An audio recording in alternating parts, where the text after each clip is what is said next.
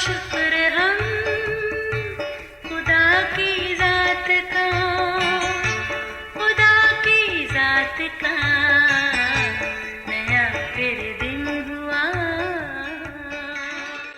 آج کی آیت، شک کرنے والا سمندر کی لہر کی مانند ہوتا ہے جو ہوا سے بہتی اور اچھلتی ہے۔ ایسا آدمی یہ نہ سمجھے کہ خداوند سے مجھے کچھ ملے گا۔ یعقوب پہلا باب 6 اور 7 آیت۔ عزیزو، شکوک و شبہات انسانی فطرت کا خاصہ ہے۔ شک منفی اور مثبت احساسات کے بیچ میں گویا پنگ پونگ بال کی مانند ہے۔ اگر ہم کہیں کہ شکی آدمی منفی سوچ والے سے زیادہ خطرناک ہے تو غلط نہ ہوگا، کیونکہ شکی مزاج مستحکم شخصیت کا مالک نہیں ہوتا۔ اس لیے معاشرے میں بھی ناپسندیدگی کی نگاہ سے دیکھا جاتا ہے اور ناقابل اعتبار ہونے کی وجہ سے اپنی وقت بھی کھو بیٹھتا ہے۔ شکوک و شبہات فکروں کو جنم دیتے ہیں اور فکر مایوسی کا سبب بنتی ہے۔ ہر جاندار کی بنیادی ضرورت خوراک ہے۔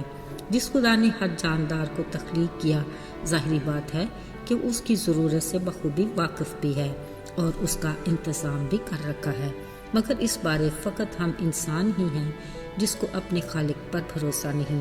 باقی سب بے فکری سے اٹھتے، خالق کی مہیا کی ہوئی خوراک کھاتے اور مزے کی زندگی جیتے ہیں، اور ہم ایک وقت کھاتے ہیں اور اگلے ہی پل دوسرے وقت کی سوچ میں پڑ جاتے ہیں، باوجود ہم خود کو اشرف المخلوقات بھی سمجھتے ہیں۔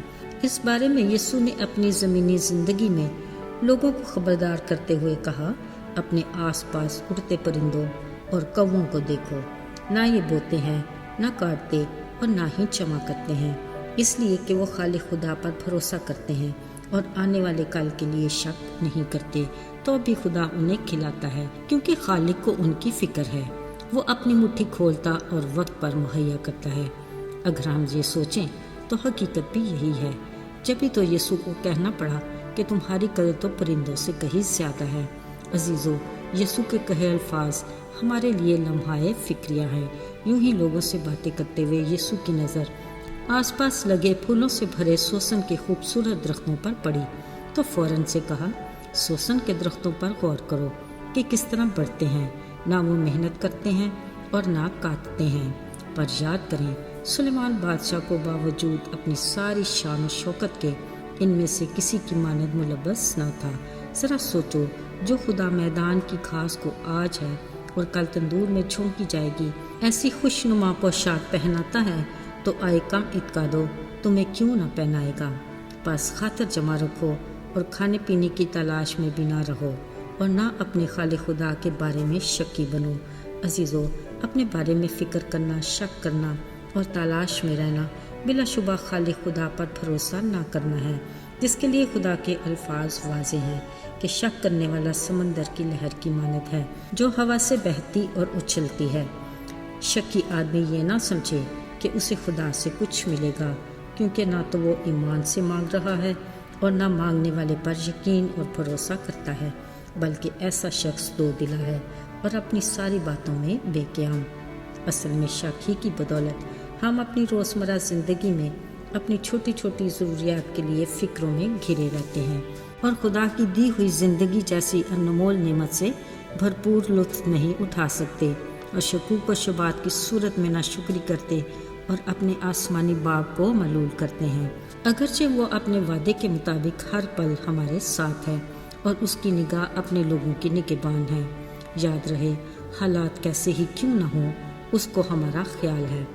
عزیزو، ایک بار خدا کا ایک بندہ اپنے گھرانے سمیت شدید برف باری کی بدولت اپنے گھر میں مقید ہو گیا۔ چند دنوں بعد کھانے پینے کا سامان ختم ہوا تو اس نے خدا سے کہا، اے خدا، آگے کی مجھے کوئی فکر نہیں، مجھے تیرے معجزات کی قدرت پر شک بھی نہیں، مکمل بھروسہ ہے کہ تو یہوہ یری ہے، مہیا کرے گا۔ ابھی کچھ ہی وقت گزرا تھا کہ کسی نے ڈور بیل کی۔ اس نے سوچا ایسے شدید موسم میں کون آ سکتا ہے۔ دروازہ کھولا، سامنے کھانے پینے کا ڈھیر سامان پڑا تھا۔ ادھر ادھر دیکھا، دور تک بھی کوئی نظر نہ آیا۔ خوشی سے چلا اٹھا، اے خدا، یہ تو ہی ہے، کوئی اور نہیں ہو سکتا، مجھے یقین ہے کہ یہ تو ہی ہے۔ عزیزو، یہ سب کچھ سن کر اب بھی اس کے پیار پہ شک ہے کیا؟ ذرا یاد کریں جب خدا نے آدم اور حوا کو اپنی رفاقت سے دور کر کے باغ عدن سے باہر نکالا، وہ کس حال میں ہوں گے؟ یقیناً اداس، پریشان حال، شاید آنکھوں سے آنسو بھی چھلک رہے ہوں۔ یقین کیجیے، خالق خدا اپنے مخلوق کو اس حال میں دیکھ کر خوش نہیں ہوتا۔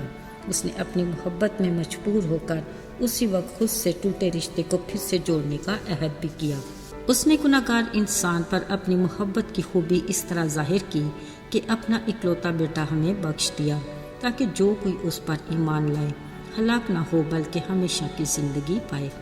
میرے عزیزو، اس نے اپنے عہد کو تو پورا کیا، اب ہمارا کام یہ ہے کہ ہم اپنے گناہوں کا اقرار کر کے توبہ کریں اور اس کی طرف رجوع لائیں، تاکہ ہماری خطائیں مٹائی جائیں اور اس کے حضور سے ہمارے لیے تازگی کے دن آئیں۔